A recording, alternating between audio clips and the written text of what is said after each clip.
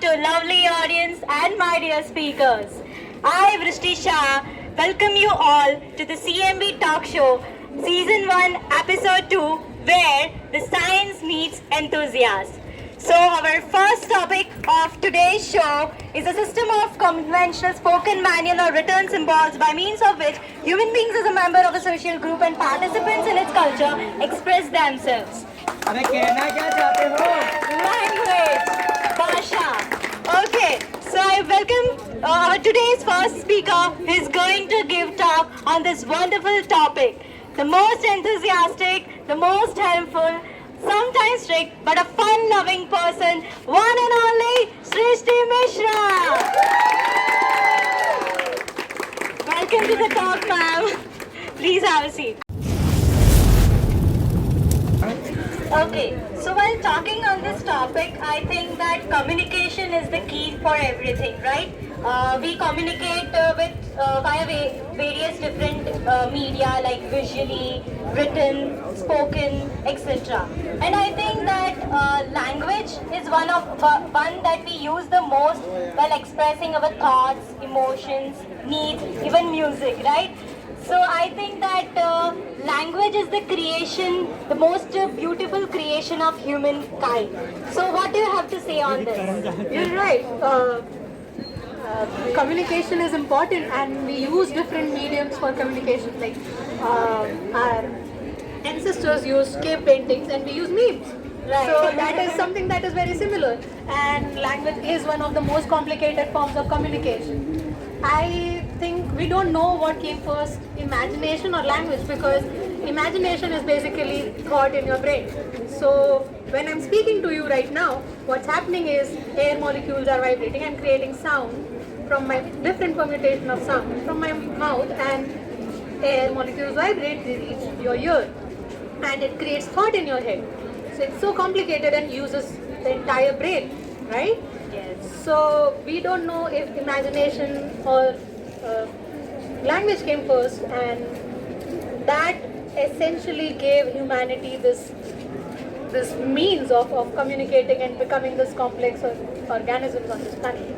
Right. So it seems like this is a paradox whether language evolved first or imagination, just like murgi pehle aaya anda, right? Yeah, right. Okay. So many people, including me, seems to have this confusion between a dialect and a language. So could you clarify on this and clear this confusion for us? It's a really good question. So languages are written and spoken, whereas dialects are mostly spoken. And dialects are a branch of languages, right? Okay. But when a dialect becomes more complex, it can become a language, and when a language is spoken less and less, it can, become like nothing. So it's a debatable question of what makes something a language or a dialect. Wow, what a simple explanation. Now I could differentiate between the two. Okay. So out of curiosity, do you know how many languages are spoken in India? Yeah, institutionally there are about 63 languages spoken, and languages that are dying are about 40. Oh my god, Yeah. I couldn't have imagined. Okay.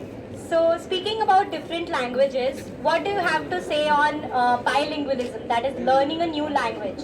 How does it affect our brain? So, as you're saying, bilingualism meaning two languages, right? Yeah. And people can learn those two languages at any stage of their life, which basically makes their brains different. So, I grew up learning 3 languages at once, because of which Wow. my mother tongue is not just one language.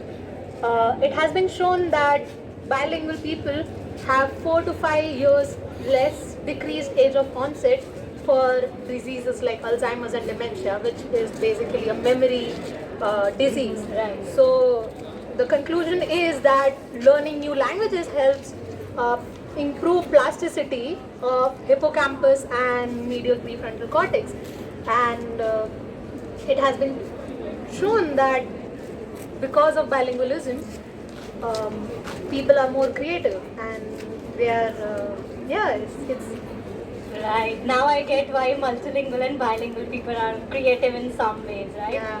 Okay. So I heard somewhere that the way you see colors depends on what language you speak. Can you elaborate on that? Yeah, so um, previously in nature, it was important just to differentiate between three colors: black, white, and red. So it has been shown in some indigenous tribes that they don't see the color blue because they don't have a word for color blue in their language. Whereas in some languages like Russian, they have different words for different shades of blue. So they are able to differentiate between two very similar shades of blue. So it has been shown that having more words for a given color can actually make your visual development different. Right. So I wonder how many colors we could see having learned the Indian language, right? Yeah, you're right. So that is very interesting because very few studies focus on Indian languages and what is different between people who learn Indian languages. Right. Yeah. That is so interesting. Okay, so last question to you, Srishti. What do you think about having learned our global language, that is English, and how has it benefited you as a scientist?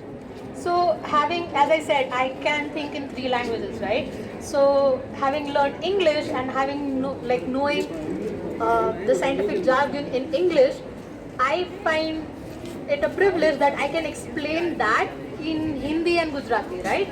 And so my mom is a microbiologist, and I remember as a kid her explaining how like the process of curd making from milk in a simplistic manner and by storytelling.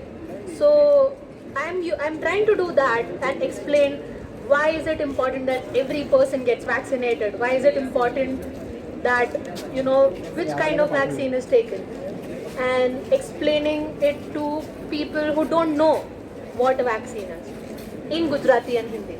So yeah, that is really important as a scientist to fact check and give trusted information to people in Hindi and Gujarati. Okay, so thank you so much, Srishti, for giving such a beautiful talk, and we learned a lot from you, and glad to have you on this show. Thank you so much. Thank you for having me. So coming with an interesting talk in just a short break, so stay tuned.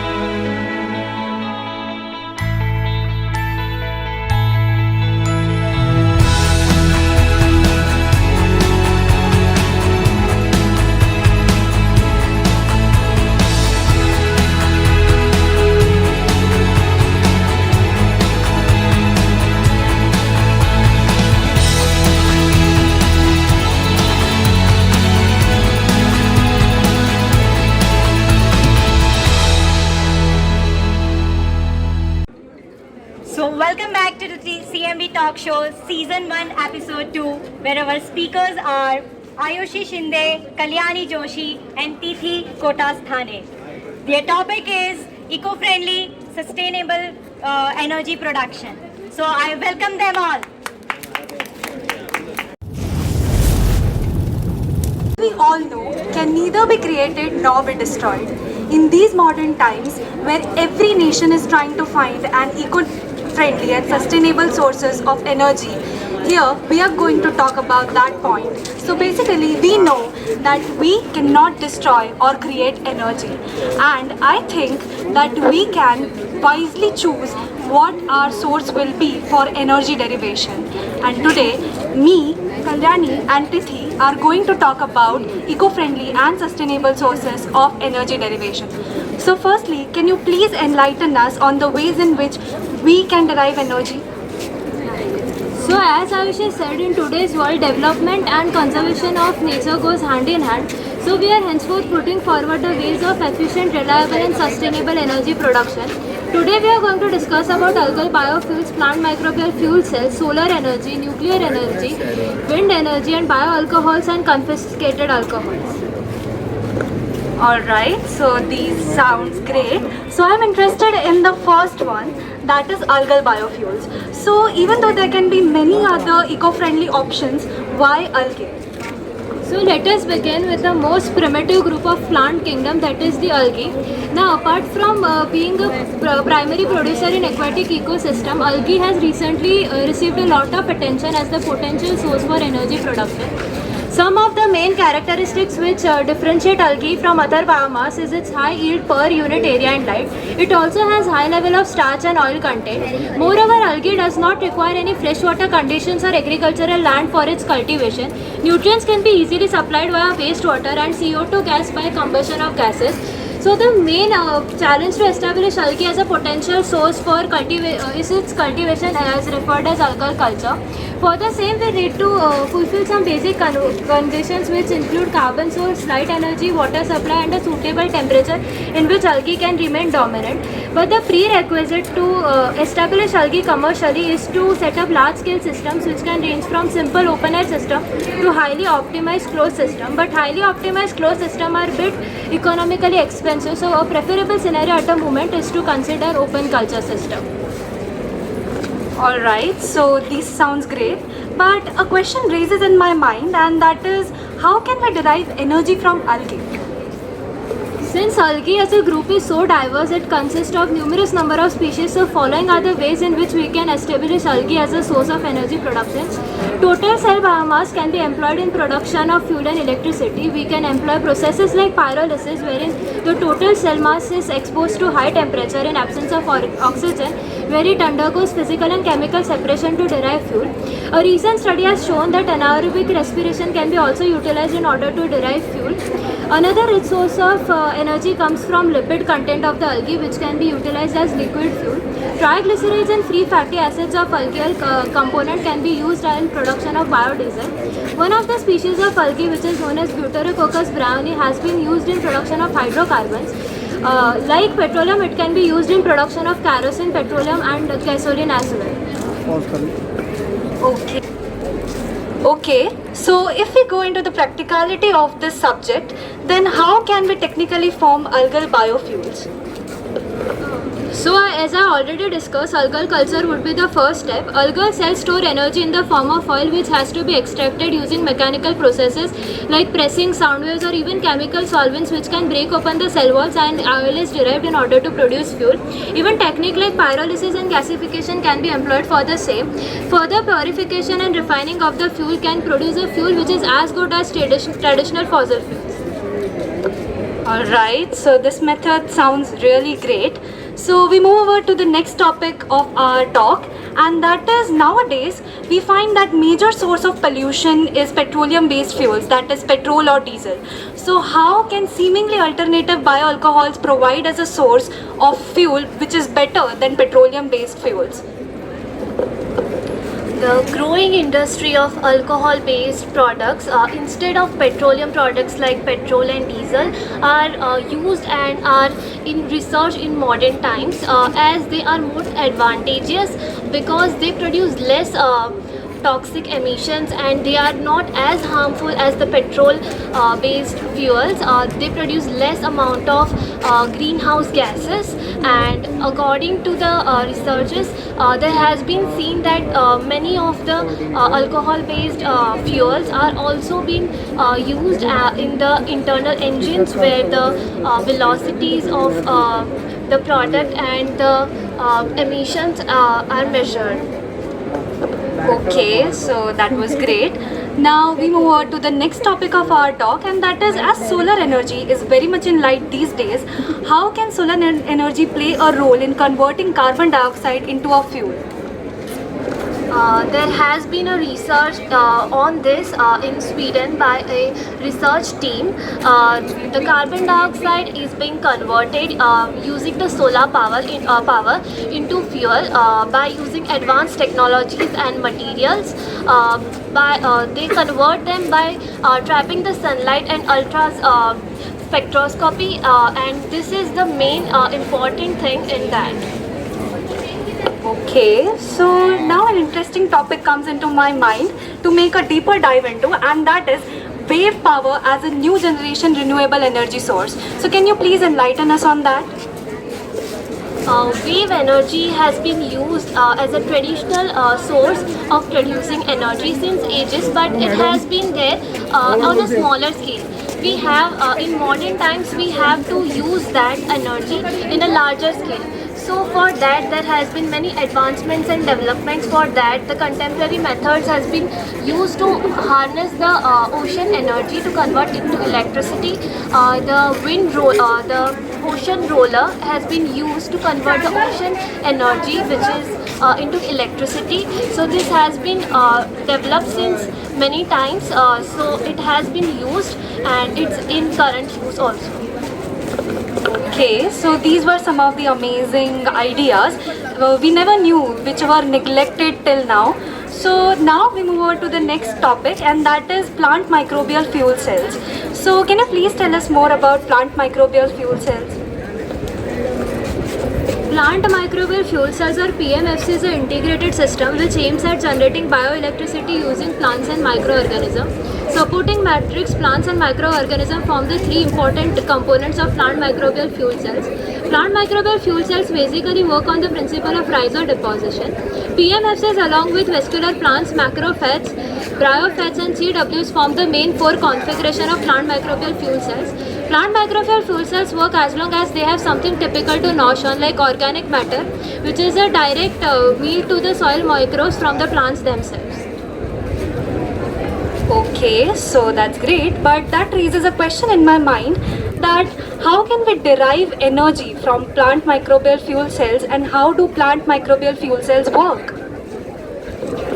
Plant microbial fuel cells basically work on principle of converting chemical energy into electrical energy, which is catalyzed by microbial metabolic processes. As green plants undergo the process of photosynthesis, they store sun energy in the form of sugars, which is stored in form of glucose and proteins, which is excreted by the roots, and soil microbes feed on them to produce energy. PMFCs work as long as plant cells live. The first law of thermodynamics, which can be translated as there is nothing like free meal to anybody, also stands true here, because the main source of energy comes from an external source, which is the sun wave. Okay, so this was amazing. So now we come over to the most important part of our talk, and that is a brewing course of interest for every developing and developed nation as well. That is nuclear energy. So can you please tell us more about how nuclear energy can serve as a source for energy production? Nuclear energy, as we all know, is growing very fast these days. As we speak here, at every second there has been growth. So nuclear energy basically is more advantageous than any of these traditional methods of sources, as there are many advantages. Despite of it produces millions of carbon-free energy. Despite of that, the nuclear energy is denser, 1 million times denser than the traditional sources of energy. So it has been used in very less amount, and it produces more electricity than any other conventional or traditional methods of energy. More than that, it produces very small amount of waste. It is the most key and important thing of the nuclear energy. So it's the best, and in the advanced world, I think that the nuclear energy is the golden egg. It's the vision of our nation and of our world. Okay, so these were some of the amazingly innovative ideas, which are realistic new generation tech ideas, I find. And if we implement these and start considering these on the global scale, they can prove to be a breakthrough, or I can say a stepping stone for the wondrous future ahead. Thank you so much for listening to us. So I would like to call upon here our speakers for today, Srishti, Tithi, Kalyani and Aayushi.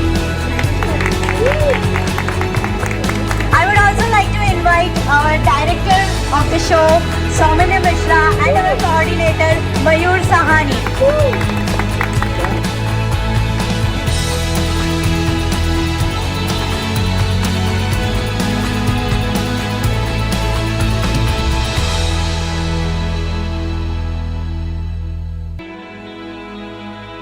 So here we come to end of our season 1 of CMB talk show. So stay tuned at our YouTube channel Vsicmb for more upcoming videos, and we will again come back in next year with our season 2. So stay tuned, and Vigyan Sarvatra Pujayate. Namaskar.